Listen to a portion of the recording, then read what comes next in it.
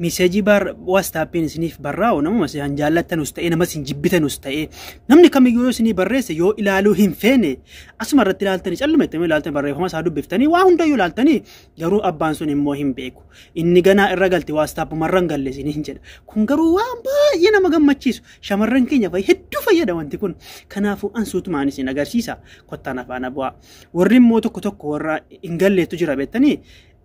إيجا بكم هتك أبتو قاسم بكم أنت إيجا أبتي فيدما كنافن سوتا إسم برسيسارا تيك توكي يجو بتشو نجيني أورومو نجيني تيك توكي يجو بتشو لك أفولو كتشيسا كاسين غربارم سادة بني فولو ما بالبلك سنيجي زي كل في بنتنا كم تهامتي وقتو كوف شمسا قديك أبا أكنت تيجي زي قديك أبدني بكنت إيجتك أبي كنا وقتو كوف أكتوكا واستابي سني في دمتي غرو أكس فاي سني فيدا إسنيمو أكنا هذا واستابي برباداتي وقتا كوف واستابي أكس غدي كودا وقا أكس غوتا نيكاتني بتايو كم مرغتا كنا هذا بريفما كنا وقا إني إسني فيدا بريفما كنا أرغاتا ميتي بكا عاديتو بكانت يدك أبي كنا وقتا كوف أغانا غاتشو كاسا طيب كون سلا جرا هنجرو كون سلا أرغاتني هنجرو ميتي كون أما سلا هنجرو لا كون أكو ما سرغاتنو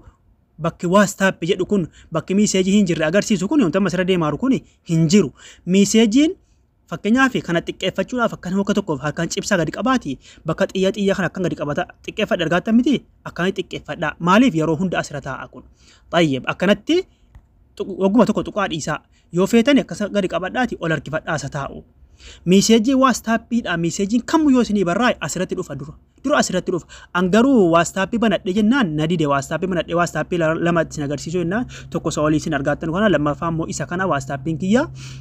banadhe jennaan koodinaa erguu didanii kanaafuu aga jedhe koodinaa gansu sila barreessan isin agarsiisa jechuudha kanaafuu isin immoo